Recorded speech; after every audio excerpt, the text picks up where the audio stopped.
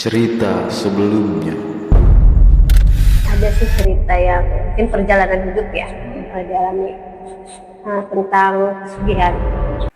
Awal mulanya ya diajak sama almarhum mantan suami. Di perjalanan usaha itu kita awalnya punya toko satu pas pernikahan itu. Toko satu karena dia terlalu ambisius untuk pengen usaha emang bagus ambisiusnya, cuman berlebihan. Usaha 2 toko, lanjut 3 toko. Cuman di perjalanan itu ya diuji banyak hal juga gitu. Toko emang makin rame, konsumen banyak juga. Di situ juga ujian banyak. Ujian banyaknya ya dikasih cobaan juga dia sakit. Ketika itu saya hamil anak pertama, itu udah diuji juga. Dia udah mulai sakit-sakitan, tapi sakitnya itu ibaratkan nggak mau keluar rumah gitu. Kayak bahasa Sunda gitu, kayak ngampih, kayak ular gitu, ngampih aja, nggak mau keluar rumah, nggak mau komunikasi sama masyarakat. Kita udah mencoba berobat gimana sudah. Saya ke dokter, ibaratkan dokter si Agus, ke dokter Agus, udah kata dokter medis ini cuma lambung. Pindah lagi nih, penasaran kan dia, ayo mah anterin gini. Ya saya sebagai istri ikutin gimana cara, cuman kita pilihnya mungkin lambung, bisa kemana-mana kan lambung. Dia tetap coba lagi ke dokter lain daerah Pandeglang, berubah diagnosanya, bukan medis, tidak ada tetap ini lain lagi. Nanti saking penasaran itu bisa sehari itu bisa hitung 3 dokter datang lagi ke Serang, ke ahli jantung, ke dokter namanya ini aja, diagnosanya dibilang kamu tidak punya penyakit apa-apa, coba cek lab. Dicek lab bener tidak ada penyakit. Ini penyakit apa, mana? Terus tapi saya ngeluhnya begini kata dia. Nggak mungkin penyakit ini, kalau ada pasti ada medis. Langsung ditampar tuh sama dokter. Tampar supaya mungkin sadar, katanya baru kali ini saya ditampar sama dokter. Akhirnya dokter mengajarkan kemana? Udah kamu saya rujuk ke dokter kejiwaan. Akhirnya tuh datang ke psikolog, ke dokter A aja, perempuan ya. Akhirnya saya ke RSUD daerah Banten juga di Serang. Saya ketemu sama dokternya, dokter cuma mengarahkan kita harus pasrah kepada Allah Subhanahu Wa Taala. Ya setelah itunya tetap kita kedatang ke Kiai udah, ke Al-Hikmah udah, maaf ya, ke dukun juga, karena dia penasaran kan. Jadi bermacam-macam psikolog orang itu jawabannya sama, bukan penyakit. Jadi pernah datang ke yang daerah Banten juga di Pandeglang, dia bilang katanya, Neng boleh nggak Bapak ngomong, kata Pak Ustadznya, ini tuh ada rambut kata di dalam ininya yang udah mendarah daging.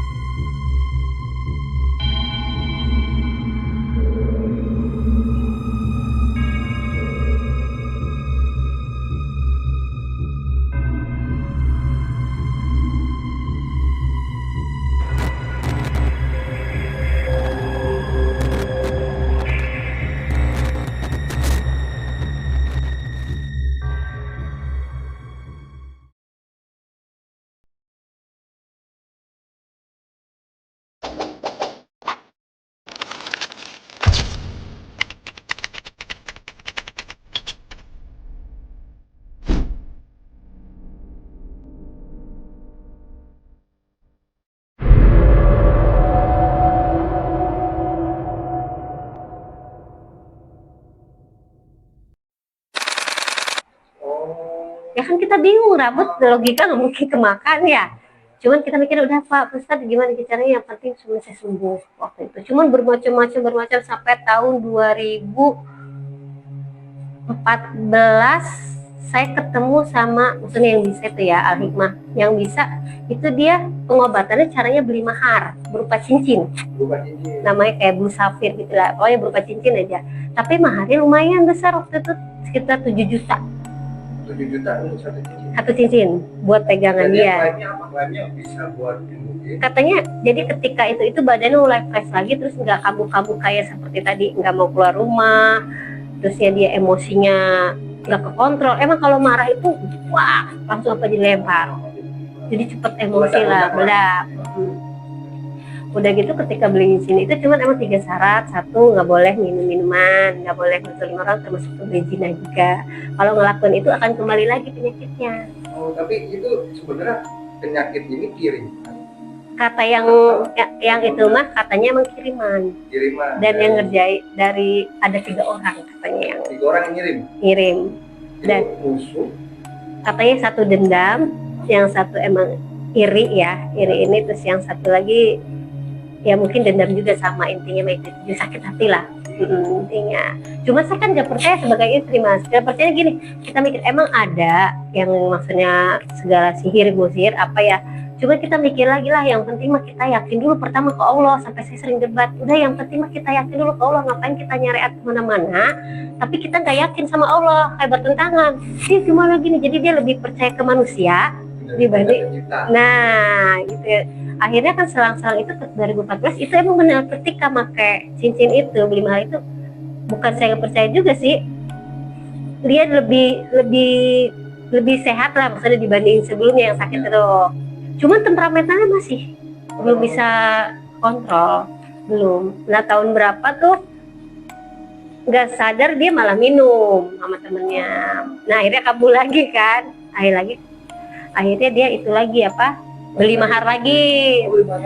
Sarannya beli mahar lagi sekitar 15 juta. Ini praktisi kesehatan atau kedukun nanti yang jual ini? Dibilang dukun bukan, katanya sih al-hikmah. Saya nggak ngerti, kalau dukun kan katanya sih pakai nggak tahu, saya nggak ngerti ya, pakai kemenyan atau apa. Dia nggak, cuman cincin doang. Cuman katanya yang cincinnya itu dalamnya berupa kodam katanya. Saya kan sebenarnya nggak percaya sama, jadi saya tahu ilmu klinik itu ketika ya tadi diajak tadi untuk pengobatan dia sebenarnya. Dan katanya hodam dalamnya, katanya berapa hodam gitu-gitunya kalau makin mahal katanya. Tapi ketika itu emang rada mendingan gitu dibanding sebelumnya. Tapi setelah itu tahun berapa tuh ya? Nah meninggal tuh si bapaknya yang tadi. Lah nggak lama dia kabur lagi. Kembali lagi. Jadi tahun berapa kita usaha makin terpuruk. Udah nyareat ke sini katanya supaya toko rame, segala mendatangin orang pasang apa sih namanya, kayak beli emas murni berapa gram nanti ditempelin gitu. Saya nggak tahu dukun mungkin ya, nggak tahu, saya tahu ya Allah ini kenapa gitu. Cuman kan dia yang masang, udah ini aja udah mati, udah bingung kan. Tapi bukan rame kan, sampai aku sering bilang yang penting kita yakin sama Allah lah. Cuma dia selalu marah, yang penting susah gua gini-gini, pokoknya susah lah diatur kan. Pokoknya setiap kita ngomong di-cut, nggak pernah didengerin istri itu. Laki lama kali abis, jadi uang ketipu bukan sekali, 2 kali, 3 kali, dan limitnya besar. Terus ngutang-ngutangin barang itu ke toko tanpa kwitansi kita pegang, malah dipercayain sama karyawan. Istri juga kan nggak tahu, ketika kita yang karyawan teh lupa. Sama sekali nggak cerita ya mas? Nggak cerita. Nah keluar masuknya, akhirnya kan tetap kita bingung ya. Di situ banyak cobaan panjang dengan sakitnya dia. Ketika tahun 2 udah selang berapa waktu bangkrut kan, habis. Dia juga sakit terpuruk karena bukunya kan udah, maksudnya yang alifahnya udah meninggal tuh. Mungkin kembali lagi kan, mungkin. Nah katanya tiba-tiba terakhir dia ngajak ke rumah yang tadi beli mahar itu.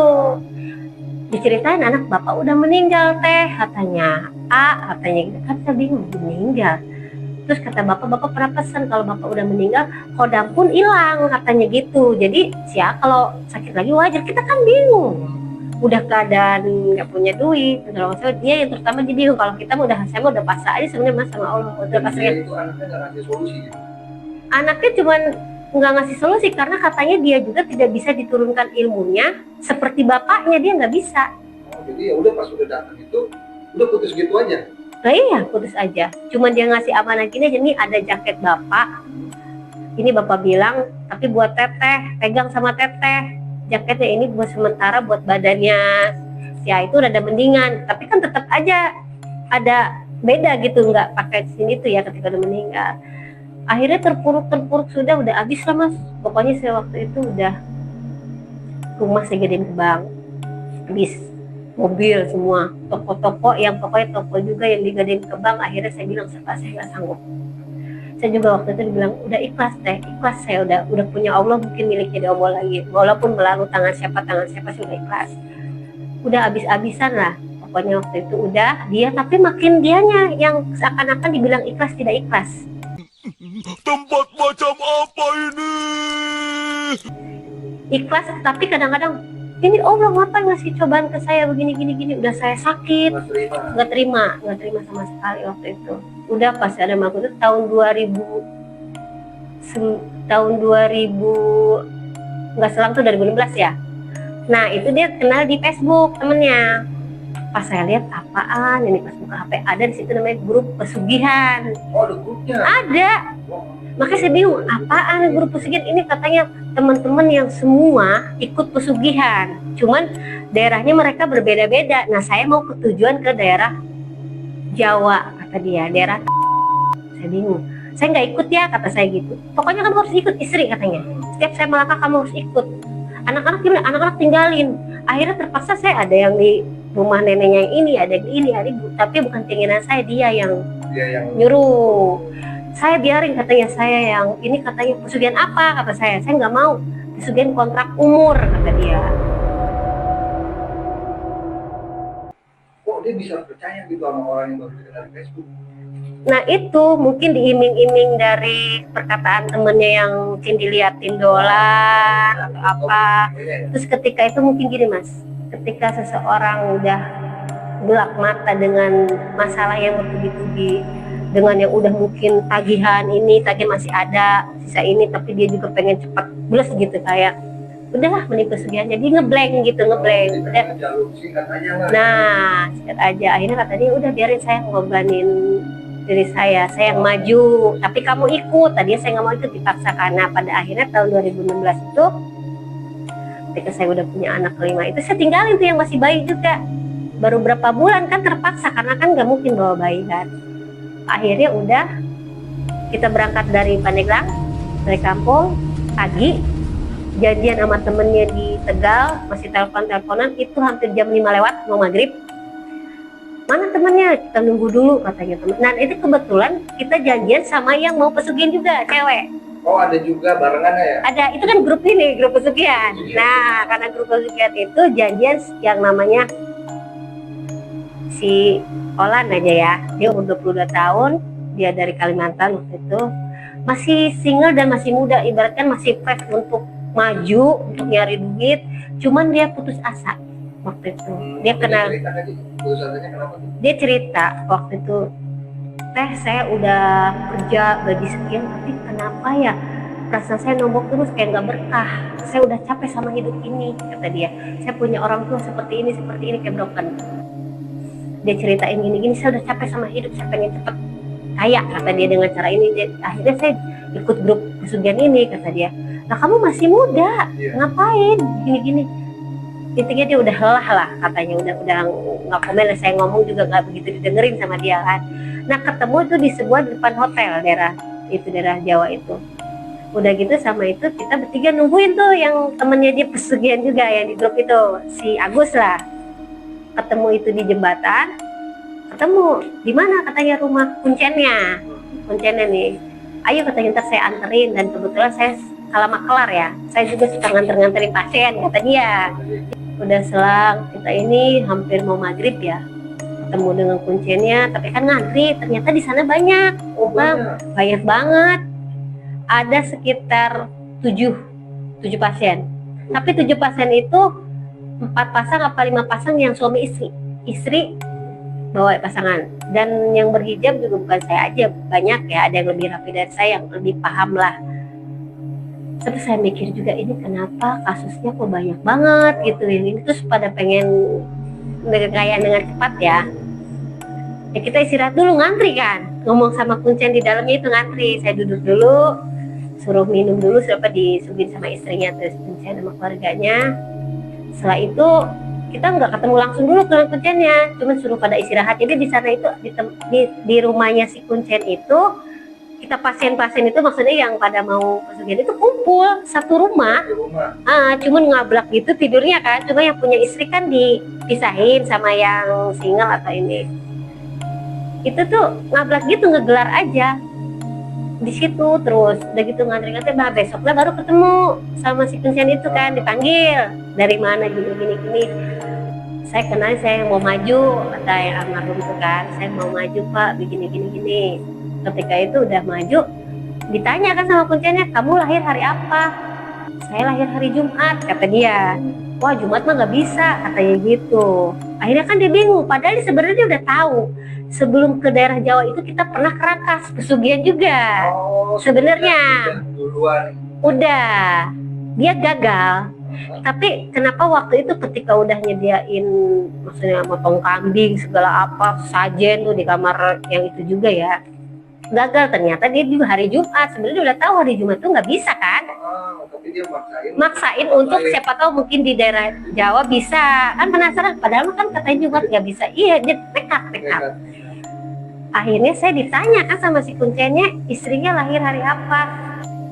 Kata saya Senin. Wah, Senin bagus, cepet nanjaknya, kata dia gitu. Saya nggak mau, takut ya, maksudnya enak aja. Terus kata aku, pesugihan apa ini? Ini kontrak umur, katanya. Kontrak umur? Iya kan, bingung kontrak umur apaan? Kan kita maksudnya nggak pernah begitu-gitu, nggak ngerti kan? Jadi ketika seumpamanya kita dapat 7 miliar nih, seumpamanya cair, itu ketika setelahnya itu 7 tahun kita diambil nyawanya. Oh, itu namanya pesugihan apa? 7 tahun kontrak 7 tahun. Nah, dapat 7 M ya kan. Setelahnya itu 7 tahun kemudian itu kita diambil. Yang suami saya gitu, yang ini maju itu sayanya doang, yang lain enggak. Suami saya nggak kena, anak saya nggak kena, cuman kita yang karena kontrak ini, kitanya yang ini. Ibaratkan nama si ini nih, ini nih. Udah gitu, udah, ya nanti kita katanya jadi budak ibu ratu. Kata si kuncennya. Ngejelasin sebelum, nah dia ngejelasin sebelum, katanya saya jelasin dulu nih, jadi bisa berpikir-pikir ulang. Kata saya, aduh gimana ini, saya nggak mau. Terus saya, tapi terlanjur, katanya udah kesini, udah gitu kita udah nggak punya apa-apa, kata dia, ongkos nggak punya, udah nggak punya. Waduh, saya mikir lagi, dengan nekatnya, udah ngeblank lah ya, udah ngeblank. Saking saya nurutnya juga waktu sama almarhum. Ya udah deh, saya maju. Tapi batin antara bertentangan. Ini bener gak bener? Tenang aja, katanya di sini. Ini nggak tahu modus, nggak tahu apa ya yang namanya pesugihan itu ya. Dia mengiming-iming dengan suruh baca Asmaul Husna, contohnya Ar-Rahman. Saya kan kebagian, teteh, bagian baca Ar-Rahman katanya. Sekian ratus, tapi cuman nginep di atas, kan ada khusus pendopo untuk ritual. Ritualnya itu nanti digabung dulu dengan pasien-pasien lain, setelah itu nanti satu-satu, tapi nanti ada giliran, kata dia gitu. Tapi teteh itu sebelum ke lokasi itu tahu nggak sih kalau emang mau ditunggasin? Tidak tahu, makanya kata sama sekali saya tidak tahu, dan emang niatnya dia yang mau numbalin diri dia itu, almarhum itu, bukan saya. Karena dia hari Jumat tidak bisa, akhirnya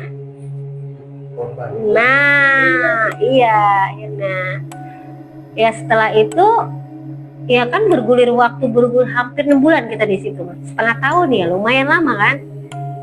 Jadi di situ tuh aktivitasnya ya, pertama kalau masuk dari pagi ke ini mah sore mah kita biasa aja. Kalau bulan gilirannya bukan wiridan di yang tadi ritual itu ya, karena baca Ar-Rahman, ini baca ini tugas masing-masing sampai sana. Kalau bulan giliran biasa aktivitas kita masak, beres-beres, bantuin kan yang di rumah situ kan. Kalau laki-lakinya mungkin nelayan, kan itu kan daerah dekat pantai itu. Kebetulan Jawa itu daerah Tanjung itu pantai, nelayan. Tapi kalau untuk ritualnya itu biasanya malam di pendopo itu ada di atas rumahnya, khusus. Dan emang kalau ngelihat aneh-aneh mah ya sering ya, kadang-kadang itu ada pocong ngapain di belakang rumahnya, terus ada di kelebat-kelebat, terus suara-suaranya, jadi baunya juga beda hawanya ya. Jadi emang mistis banget di situ. Terus teman juga kebetulan dia ada yang punya anak 6. Pas kita bertiga lagi ritual tuh gue lihat ini, pas aku lihat juga pas belakang, waduh ada cewek gombel kan, ada. Pas itu, waduh gimana gitu, mau lari kan nggak mungkin. Lah kan itu udah nyata. Guru sampai dia nyapakin kan, deket banget, jarak ada berapa meter ya, pokoknya dari sini ke pintu situ deh, deket. Itu nyata, gimana mau lari kan nggak mungkin, karena katanya gini, kalau di sini takut ritual itu intinya kayak kita ini juga ya, ujian itulah.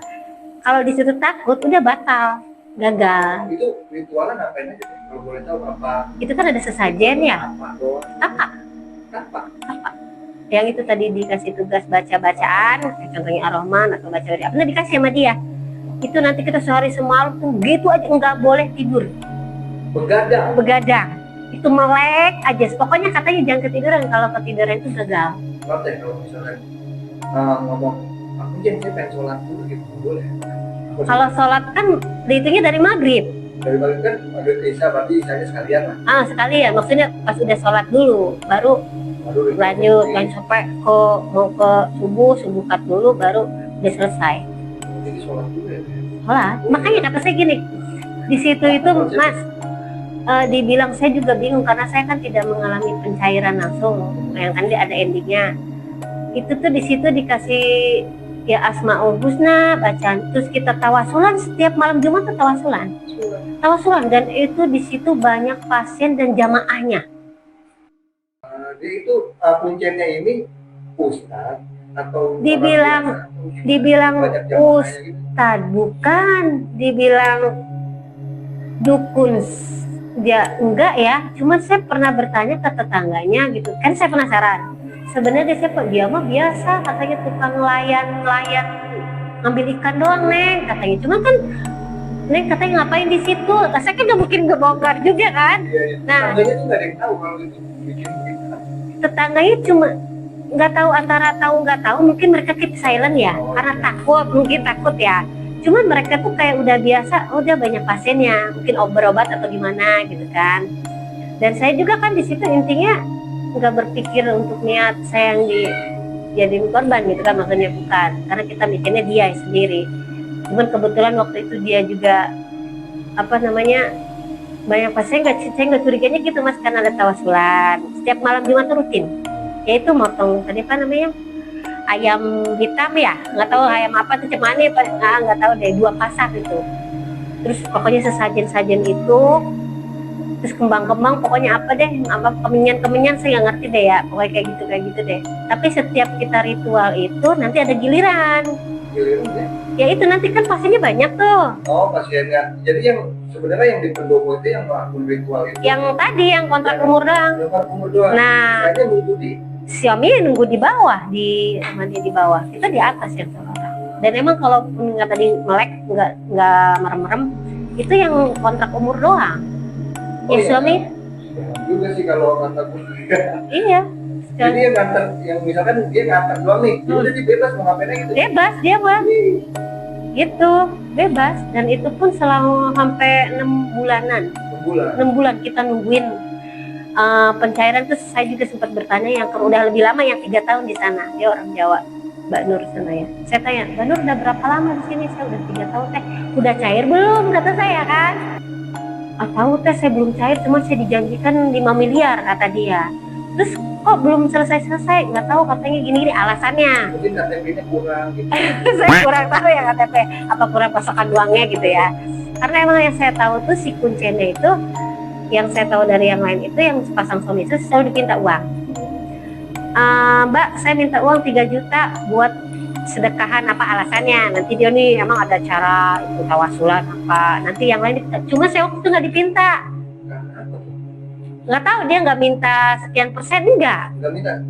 Maksudnya nggak minta, nggak dipinta. Waktu itu dia nggak minta sama sekali. Dia cuma bilang pernah bertanya doang, bukan ke saya almarhum. Punya uang 1,5 juta enggak? Dia kan mah bu ya kagak punya lah, kesini aja ongkos pas-pasan kata saya. Saya udah nggak punya apa-apa, ya sudah saya jual, saya gituin. Udah gitu kata dia, ya udah kalau nggak punya mah nggak apa-apa kata dia gitu. Akhirnya dia minta sama yang lain-lain tuh, yang pasien-pasien lain. Udah gitu kata saya, ya udah saya mau udah pasrah aja sama Allah, kata saya, mau gagal mau bodoh, yang penting saya emang kagak niat ini. Dan saya kan nggak mau sebenarnya hati ya, tapi di samping itu saya kalau belum, maksudnya saya nggak pas waktunya ritual, saya terus berdoa, ya Allah ini kayaknya nggak bener deh, ini nggak bener deh. Bukan takut gini, saya ngerasanya ini saya percuma sholat ngaji nggak diterima kayak gini, ini itu jadi nggak didengerin. Kata saya dalam hati, tapi kelakuan saya begini, nurutin yang sampai almarhum itu ya, terlalu ambisius gitu kan. Saya mau udah pasrah aja, nggak apa-apa, yang penting mah dia mau berusaha. Intinya saya gitu, yang penting suami mau berusaha, bertanggung jawab. Udah kecil mau dia dihina sama orang katanya pekerjaannya ini nggak apa-apa, tapi kan dianya begitu kan, pengen cepet gitu kan. Pada akhirnya selang waktu sampai 6 bulan itu terus-terusan begitu, giliran ya itu ritual, kebagian ritual sampai melek semalaman. Setiap malam itu berjalan waktu itu 6 bulan gitu, sampai terakhir itu semua pasien itu suruh mau putih terakhir. Itu hari ke berapa? Itu ibaratnya udah beberapa bulan, sekitar 4 bulan lah. Oh, masuk 4 bulan baru disuruh. Sebelumnya mah biasa ritual Kan ya biasa ya. tawasulan ya, terus paling ya begitu-begitulah. Pada akhirnya yaitu suruh puasa muti, katanya barang siapa yang puasa muti sampai lolos baru dia yang pertama. Oh, terus Nah, kata si kuncennya. bersabda lah itu. Cuman kan di antara 3 itu nih, yang 3 yang suami istri kan belum ada tuh, belum datang ya, yang lain gitu kan. Karena dia kan pulang pergi. Kalau saya mas, yang nginep itu saya sama almarhum, sama yang orang Kalimantan sama orang Jawa. Karena kita kan punya ongkos pas-pasan, niat bulat, nggak mungkin kita nyewa hotel kan, ngapain juga kan di situ, ibarat udah nasib ini nggak mungkin bersenang-senang kan.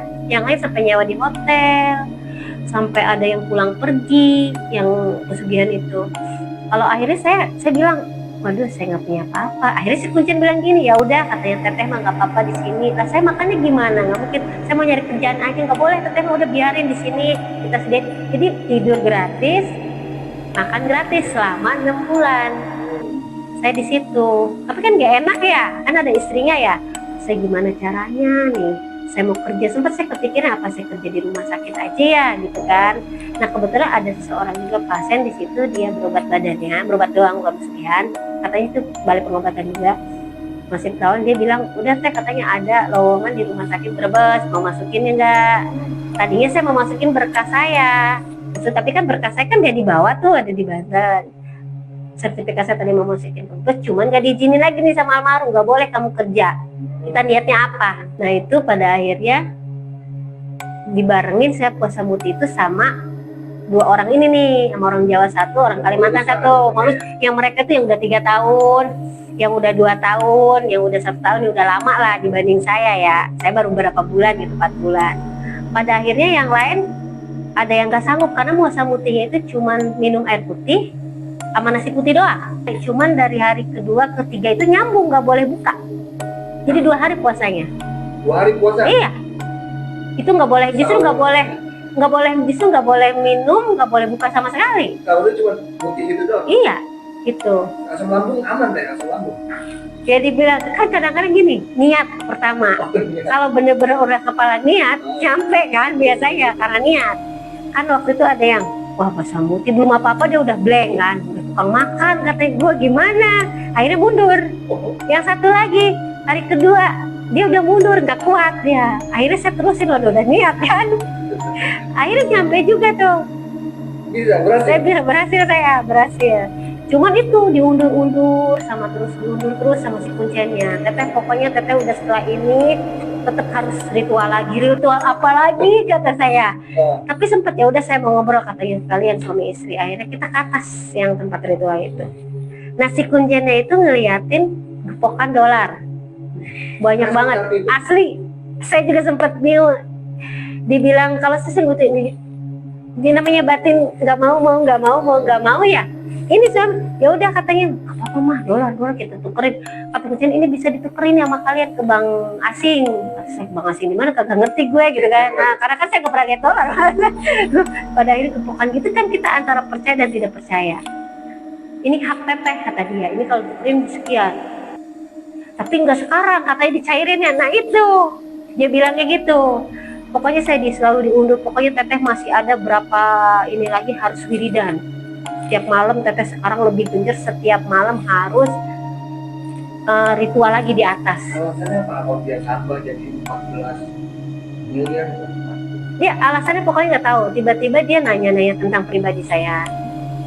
Teteh punya mama, masih punya ini. Akhirnya dia nanya-nanya nomor HP orang tua saya, mama saya sama adik saya, dia dapat. Akhirnya tiba-tiba dia nelpon keluarga saya tanpa izin saya. Dia nge-save langsung nge-save. Enggak, buat apaan? Enggak, saya katanya mau belajar mamanya, kenalan lengkap saya, apa hubungan dengan mama saya, pasti saya habis-habisan dimarahin. Saya udah saya juga takut kan dimarahin ya. Dan pasti orang tua pasti marah-marah banget pasti. Saya udah banyak cobanya, kata saya udah diusir sama bapak tiri saya, kata saya kan bapak saya udah meninggal lama. Dan emang saya ujiannya banyak waktu itu Mas, bukan ketika rumah tangga aja, ketika mama saya udah menikah lagi pun punya bapak tiri, bapak sambungnya begitu, yang gak suka sama anak-anaknya semua diusir. Saya sempat diusir di rumah sama bapak sambung saya. Dan saya waktu itu kan kepala, ya Allah saya ke madu saya lagi, orang tua saya bapak saya nggak ada, ini begini, ini saya kemana, mau nggak mau kan saya ikut suami waktu itu. Nah iya kan, jadi udah kepala bingung nih, udah blank kan. Pada akhirnya tuh hubungin mama saya tiba-tiba besoknya hubungin saya. Assalamualaikum teh, ini mama gini-gini. Pada akhirnya kan saya kaget ya Allah, mama sudah lama berpisah kan, waktu itu berapa bulan nggak kontak nih. Banyak saya udah saya gara-gara si bapak sambung yang jahat itu kan, yang ngusir saya udah saya mikirnya juga yang penting mama saya, aku nggak biarin dia dosa-dosa dia, kata saya. Udah saya ketemu. Nah tiba-tiba pas malam itu saya kan nggak kebagian ritual tuh, saya malam sholat malam ini malam sambil baca surat Ar-Rahman, saya nangis terus kan. Ya Allah saya pengen pulang. Aku batin pengen pulang terus gitu kan.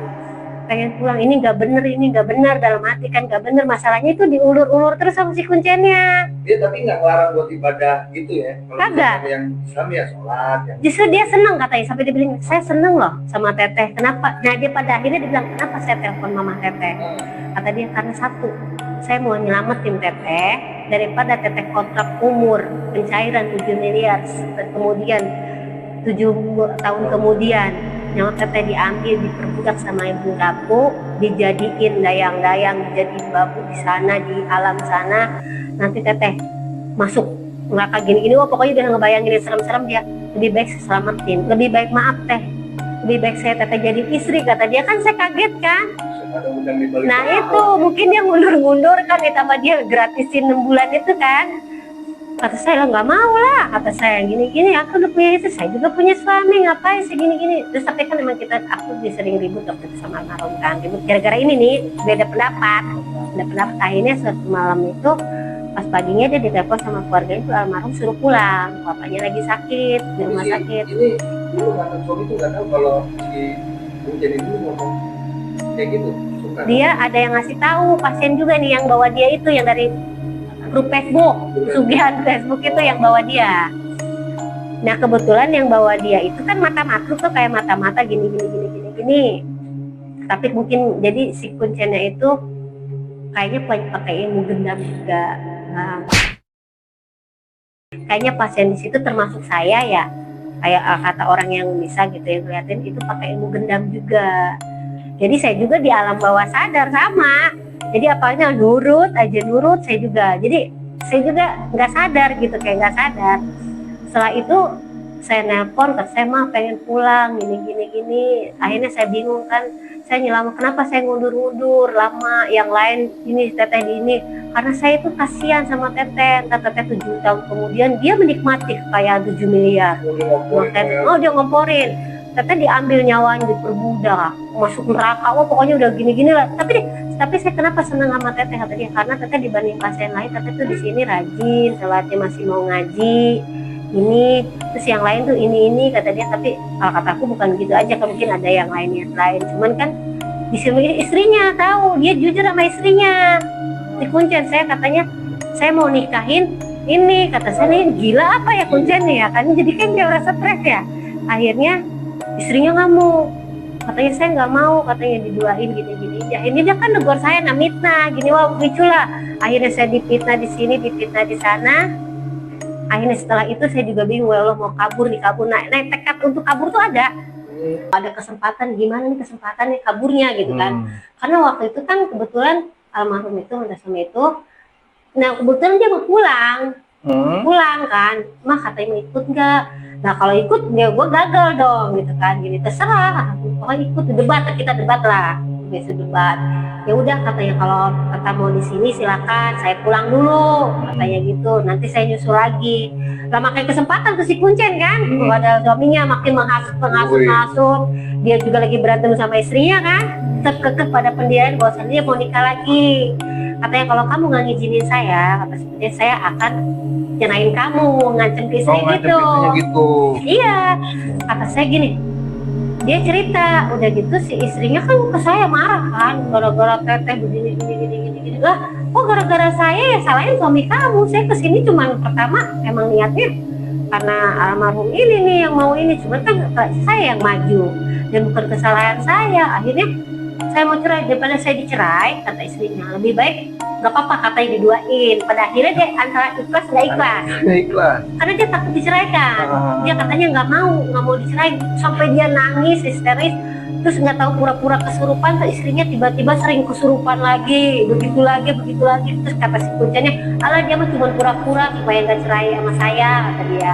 Udah ada biarin teh, katanya dia malah mau nyebodohin istrinya. Ya ampun. Pada akhirnya kata saya tetap sholat, ya Allah gimana caranya kabur, karena kan saya bingung, saya minta tolong ke siapa, saya ongkos tidak ada, waktu itu dia mampu pulang, yang lain juga kan sama ya keadaan begitu, saya minta tolong ke siapa, saya nyari selah gitu kan, sambil saya bertanya kepada masyarakat kan, saya pura-pura saya mau jalan, saya nanya ini sebenarnya sih Aki ini apa sih bukanya. Jadi orangnya udah tua atau? Itu beda sama saya, beda 2 tahun, dia kelahiran 84. Dia 84 tapi dipanggil Aki.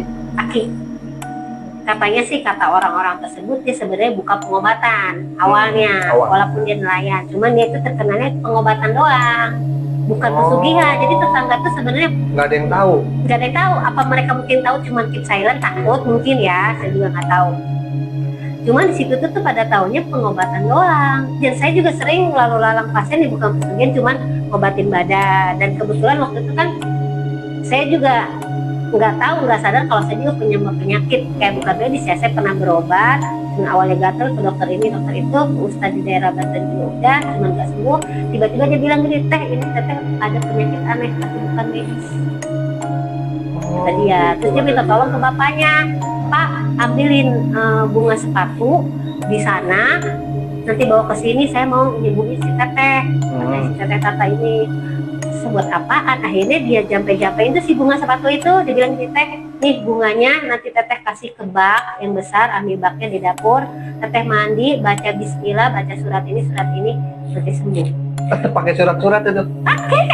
Ya itu yang saya bingung itu, tawasulan iya.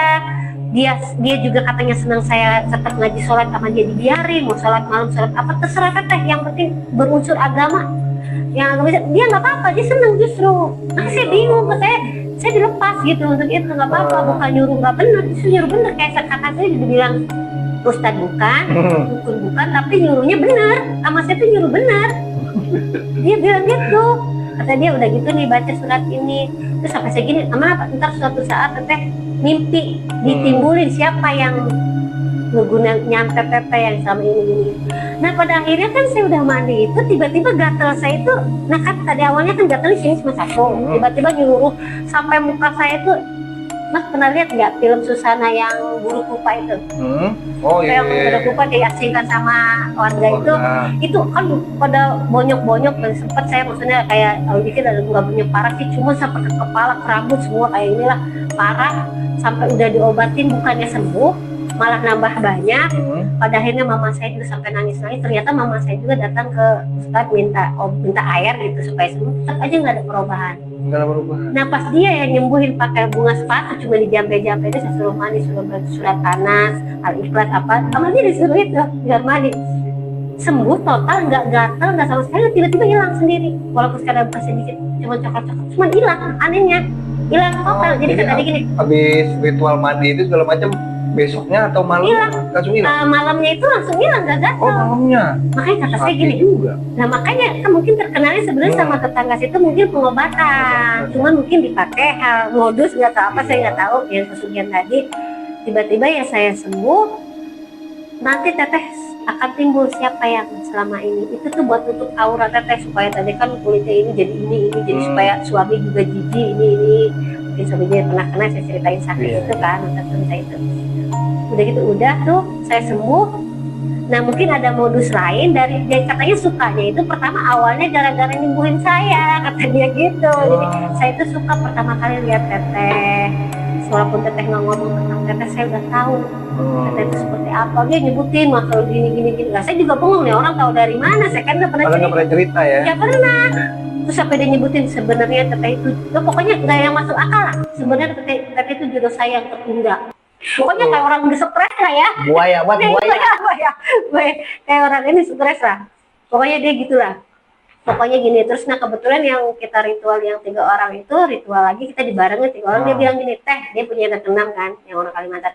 Teh, tadi saya lihat Ibu Ratu loh, tuh cantik banget sini, kok hampir sama mukanya kata teh ininya, terus ada rajanya, dia udah makin kesempatan kan, si kuncinya, lah itulah saya sebenarnya, dia ngomong gini, saya itu sebenarnya titisan, saya nggak ngerti deh, nggak paham. Saya itu reinkarnasi dari Prabu ini. Iya kayak kata aku khayal nih kali orangnya. Iya. Saya itu titisan Prabu ini. Dia ngomong gitu ke saya, kata saya. Itu katanya saya udah tapak, baru dia nitis ke saya. Orang-orang katanya pernah ada yang sampai masuk ke dalam raganya nggak kuat. Cuman nggak masuk akal kan. Udah jangan ngomong kemana-mana gitu kan. Karena mungkin niatnya begitu. Gitu kan. Di sisi lain tapi ada hikmahnya, kata saya juga. Saya sembuh dari penyakit yang tadi udah nggak bisa, saya ke dokter nggak bisa diobatin, nggak sembuh, malah nambah banyak. Tentu saya juga udah ke di mantan mama saya udah nyebut nggak banyak, tapi tetap dia di sisi lain ada niat tadi, niat mungkin dari awalnya ya karena senang makanya diulur-ulur di pesugihan. Begitu kan, saya tetap sholat malam itu dalam hati ingat mama nih, tiba-tiba pikiran tes gitu, muka orang tua itu mama langsung timbul lah, kok mama ngeblank lagi mama kan, ya Allah pengen pulang, ya Allah pengen pulang, kata pengen pulang. Sempat saya gimana ini pulang, nah pada akhirnya karena almarhum mantan suami saya belum balik-balik ke situ, dia masih pulang ke Banten. Akhirnya ada salah satu pasien suami istri yang mau ke situ konsul, dia konsulat nyambung ini ritual dia, karena dia kan bisa pulang pergi. Akhirnya kan si kuncinya nggak ada tuh siangnya, dia katanya ke rumah temannya, nggak tahu nelayan gitu, saya juga kurang paham waktu itu kemana. Saya bilang, Mbak, bisa antar saya nggak? Saya udah janjian nih badai saya nih, Dek. Kalau bisa besok kamu jemput teteh ya ke Bekasi, rumah Bude, nanti teteh ke sana. Akhirnya saya nekat pulang, Mbak. Kemana? Katanya ke Bekasi. Udah kabur kan? Saya tiba-tiba bus ngambil tas. Keluarganya nggak tahu, pasien lainnya juga nggak tahu. Teteh mau kemana? Bilang mau pulang. Cuma bilang ke saya. Kan kalau bilang pasti saya nggak boleh. Karena sebetulnya niatnya emang dia ngedesak saya untuk saya menikah sama dia. Cuma saya nggak mau, pokoknya teteh harus cerai sama suami teteh. Teteh nikah sama saya akan sediain ini, saya udah sediain rumah, pendopo gini, akan memperlebar, ngayal dia kan. Saya orang stres kan, udah gitu, saya udah sediain rumah, ini mau ngayal ini, enggak, saya mau pulang aja. Akhirnya tuh saya nekat, Mbak, saya mohon, tapi saya nggak punya uang, anterin saya ke Bekasi. Saya juga gimana, katanya ini maaf udah. Akhirnya tuh saya maksa dia, akhirnya saya salaman mendadak ke keluarganya pada bengong, bapak ibunya sama adik-adiknya tuh di situ. Mau kemana, Mbak? Aku mau, bingung kan, udah mbak kabur tuh kan. Akhirnya nggak tahu kontak atau tiba-tiba si kuncinya nyalangin jalan lewat, langsung berhenti motor, malangin ke mobil dia, tuk berhenti, katanya Mbak berhenti. Teteh ngapain pulang? Saya ditahan-tahan kan. Saya mau pulang, saya udah janji sama adik saya nggak pulang. Pokoknya saya ikut. Motornya dia langsung lempar gitu kan, gak diini lagi. Saya mau ikut. Saya mau kata, terus gimana istri? Udah saya mau tinggalin gitu. Saya memilih teteh daripada istri saya. Kan stres juga kan. Dari situ saya udah tuh nekat. Teteh gimana? Mungkin dia mikir kali sampai dia ngomonginnya di perjalanan. Itu kan ada si pasiennya juga yang orang istri saya di belakang. Kuncinya sendiri. Wah katanya kalau teteh pulang ke Banten, kata dia, pasti teteh lupa sama saya, mungkin tadi yang dia pakai ilmu gendam ya. Saya kan nggak paham maksudnya apa sih, saya mau pulang ke mama, teteh mau ke mama. Jadi pikiran saya waktu itu mama doang, dan emang saya waktu itu dimimpiin sama mama terus, ngeblank dikit-dikit lagi nih mama muka. Jadi mungkin orang tua juga berdoa kali ya anaknya supaya selamatin. Pada akhirnya udah saya dianterin ke Bekasi, kemudian adik saya udah jemput, saya pulang. Akhirnya saya kabur nekat, udah ke Banten tuh dia masih nelpon. Saya pulang baru nyampe rumah saya nelpon, teteh gimana kabarnya gini. Pokoknya saya akan ke sana, masa saya akan nikah, teteh saya akan datang ke mama. Nekat. Pada akhirnya apa coba? Ternyata yang almarhum itu sebenarnya itu mantan suami, dia datang ke dukun juga. Katanya ini istri kamu di alam bawah sadar. Dia tuh digendam di sana. Jadi dia juga nggak sadar sebenarnya sama ini. Jadi katanya batin saya itu diambil. Ini apa sih namanya? Saya nggak tahu deh. Pokoknya batinnya itu digantung gitu, diikat sama yang di Jawa itu. Jadi supaya Jadi rebut-rebutan antara Banten sama di Jawa gitu, tarik. Tapi katanya ketika lewat batas Jawa, Banten hilang katanya perasaan itu. Nurut-nurut itu hilang. Nah ini si suami ini ada inisiatif emang ke dukun juga atau emang Dia ke dukun yang di sana. iya ke dukun karena inisiatif sendiri atau Inisiatif sendiri. inisiatif sendiri? Iya, Nah, mungkin karena dia udah takut punya kali ya? takut, dia juga udah punya feeling. Feeling Ada yang kalau- ngasih tahu yang tadi temen yang grup pesugihan Oh, itu ngasih iya, tahu, iya, yang nih istri mata-mata lu itu ya." gini, sampai dipitnah gini. Udah katanya datanglah dia ke dukun. Nah, jawaban si dukun itu, si Mbak itu katanya istri kamu ini di alam bawah sadar, batinnya itu digantung, diikat ke batin ini, jadi supaya dia itu nurut sama Nurut, sana. iya. Jadi dia nggak mau pulang ke kamu, jadi kan sering ini. Akhirnya tuh aku kesini enggak karena udah capek ya. Iya. Mama juga nentang, mana ada yang begini. Udah kamu sama mama aja. Akhirnya aku tuh dikurung di sana di rumah mama. Terus akhirnya Ade juga inisiatif, udah bawa Ustadz di Rukiah, kakak kamu, saya di Rukiah. Akhirnya saya di Rukiahin kan di Banten, di sinetron terus si kuncian ya kan, berusaha terus. Akhirnya saya blokir. Daripada kan saya aktifin nomor saya, ntar takutnya ya tadi kan. Akhirnya saya udah blokir semua tuh, udah saya ganti nomor, putus kontak. Saya juga sadar kan ketika dari Rukiah itu, ya udah jalan hidup kayak gitu. Ya moga aja ya di dunia ini maksudnya kita yang modus-modus gitu diberantas lah. Iyalah haruslah Iya. itu. Iya. Serem banget guys, gila. Ini cerita si Teteh benar-benar bikin bulu kuduk merinding ya. Jadi intinya apa guys? Nggak ada yang namanya instan. Ingat ya, lu mau datang kemana tetap ada ya ritual-ritual segala macam. Akhirnya apa nih? Nggak adain jiwa. Itu kan maksud itu udah nggak masuk akal lah gitu ya. Sebenarnya nggak ada yang bisa nandingin tuh kekuatan yang maha kuasa ya. Lu mau mohon sama jin sekalipun, raja jin itu udah nggak usah lah, nggak penting. Intinya tuh kita harus tetap berdoa, berusaha semaksimal mungkin. Itu insya Allah itu bakalan bisa main yang namanya sukses gitu ya kan. Oke. Buat kalian yang sudah nonton video ini sampai habis, terima kasih banyak. Semoga diberikan kesehatan, keberkahan, dan kemuliaan. Ya, untuk yang mau mendukung channel ini untuk tetap eksis, bisa langsung aja di like video ini, di komen. Yang belum subscribe, langsung subscribe aja men. Terima kasih untuk waktunya. Assalamualaikum warahmatullahi wabarakatuh. Salam waras.